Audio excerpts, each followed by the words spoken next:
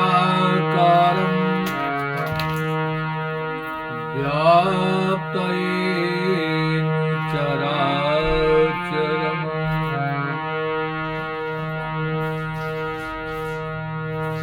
तत्पदं दर्शितं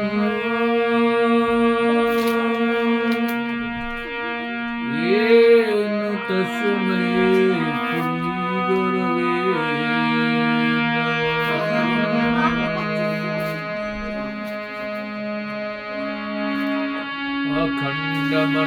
अखण्डमण्डलाकारं व्याप्तयेन चराचरम् तत्पदं दर्शितं येन तस्मै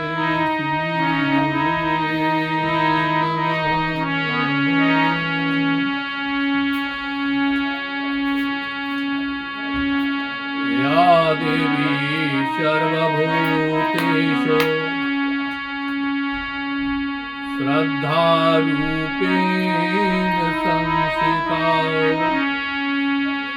नमस्तस्यै नमस्तस्यै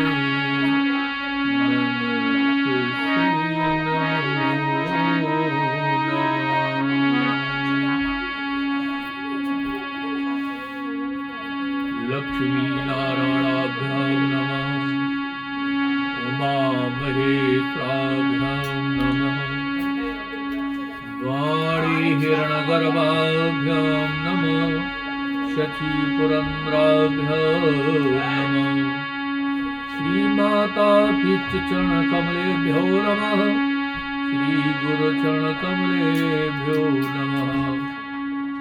माता पिता के चरणों में प्रणाम करते हुए वंदना करते हुए, गुरु भगवान के चरणों में वंदना करते हुए, सभी ऋषियों एवं संत महात्माओं को प्रणाम करते हुए, विद्युत समाज को प्रणाम करते हुए, आए हुए भक्त और विद्युत समाज को प्रणाम करते हुए, माताओं एवं बहनों को प्रणाम करते हुए, आइए 2 बार भगवान का नाम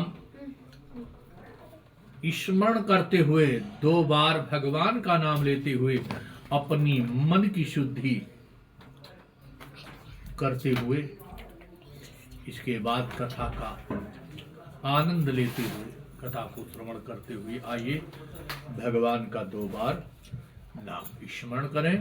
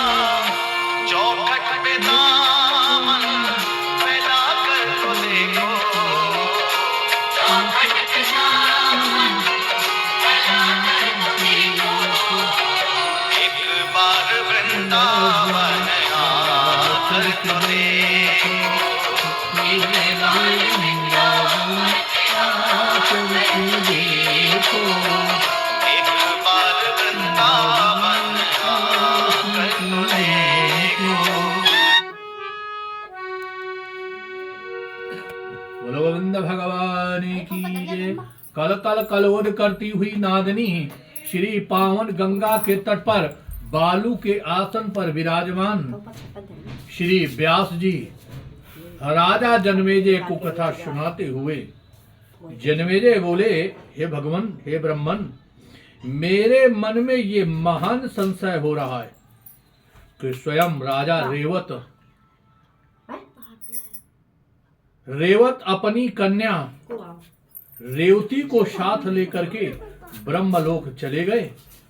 मैंने पूर्व काल में ब्राह्मणों से कथा प्रसंग में ये अनेक बार सुना है कि ब्रह्म को जानने वाला शांत स्वभाव ब्राह्मण ही ब्रह्मलोक प्राप्त कर सकता है। राजा रेवत अत्यंत दुष्प्रभाव सत्यलोक में स्वयं अपनी पुत्री रेवती के साथ पृथ्वी लोक से कैसे पहुंचे, वाला जो है मुझे संदेह है कि शास्त्रों शांत वाले जो शांत वाले जो है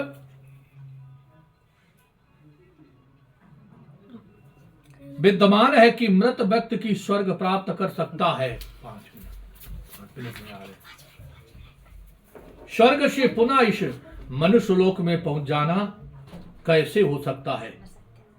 हे विद्वान महाराज, रेवत जिस तरह ब्रह्मा जी से अपनी कन्या के लिए वर पूछने की इच्छा से वहां गए थे, इसे बता करके इस समय मेरे इस संदेह को दूर करके की कृपा करें।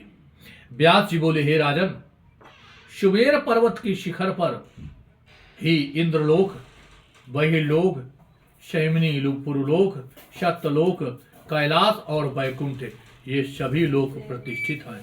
वैकुंठ को ही वैष्णो पद कहा गया है। जैसे धनुष धारण करने वाले कुंती पुत्र अर्जुन इंद्रलोक गए थे और वे इसी मनुष्य शरीर से इस लोक में 5 वर्ष तक इंद्र के सानिध्य में रहे, इसी प्रकार ककुस्थ आदि अन्य प्रमुख राजा भी स्वर्गलोक को जा चुके हैं। इसके अतिरिक्त महाबलशाली दैत्य भी देवताओं को जीतकर स्वर्गलोक को अधिकार करके वहां अपनी इच्छा के अनुसार रह चुके हैं। महाराज जी कहते हैं कि उस समय ब्रह्मा जी ने उन दोनों के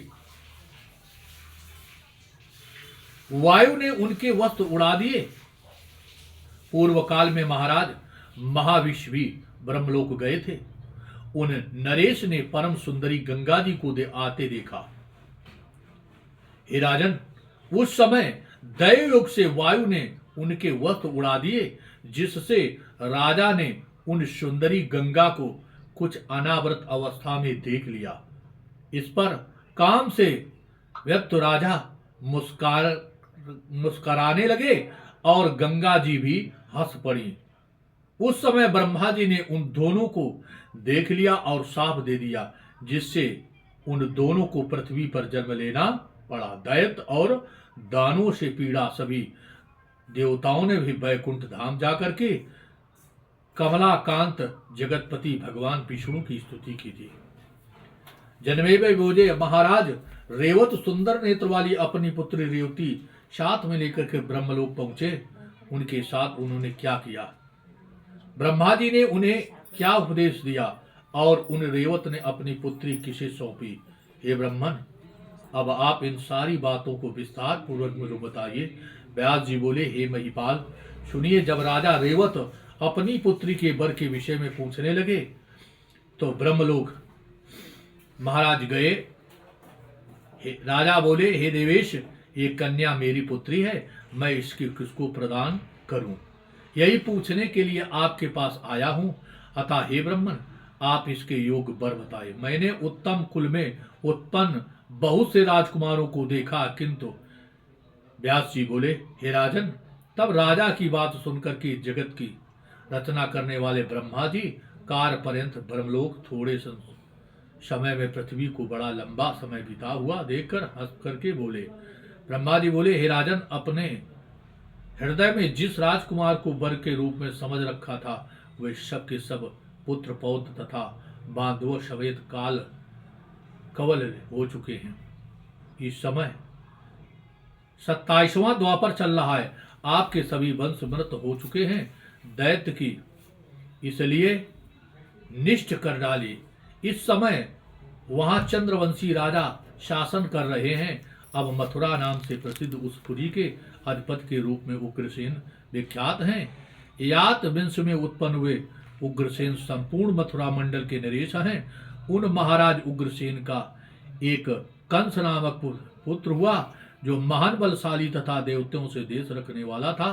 राजाओं में सबसे अधिक मंदोत दानवंशी कंस ने अपने पिता को कारागार में डाल दिया और वो स्वयं राज करने लगा। तब पृथ्वी भवसागर को पार करने के लिए महाराज दुखियों संतानों के कष्ट को हरने के लिए पराक्रमी महानेश्वी बल सेना सहित अतः सुनकर कृष्ण मथुरा को छोड़ करके द्वारका चले गए। तो उन्होंने सेना सहित काल यवन को कृष्ण के साथ युद्ध करने के लिए भेजा। भगवान कृष्ण मथुरा छोड़ करके चले गए। भगवान श्री कृष्ण ने कुशल शिल्पकों के द्वारा बड़े बड़े दुर्ग तथा बाजारों में सुरक्षित उनके बड़े भाई बलराम हैं, हाला तथा मूसल आयुध के रूप में धारण करने वाले वे सूरवीर बलराम शेष के अवतार कहे जाते हैं। वही आपकी कन्या की योग वर है, इसलिए उनके साथ विवाह कर दे। इसलिए बलराम के साथ रेवती का विवाह हुआ। बोलो गोविंद भगवान की जय। श्री राम जय राम, जय जय राम, श्री राम जय राम। धर्म की जय हो। अधर्म का नाश हो। प्राणियों में प्रभाव देश ना हो। का कल्याण हो। गौ माता की जय हो। गंगा मैया की जय हो। यमुना मैया की जय हो। सरस्वती मैया की जय हो। गुरुदेव भगवान की जय हो। अपने अपने माता पिता की जय हो। हर हर महादेव नमः पार्वती पते।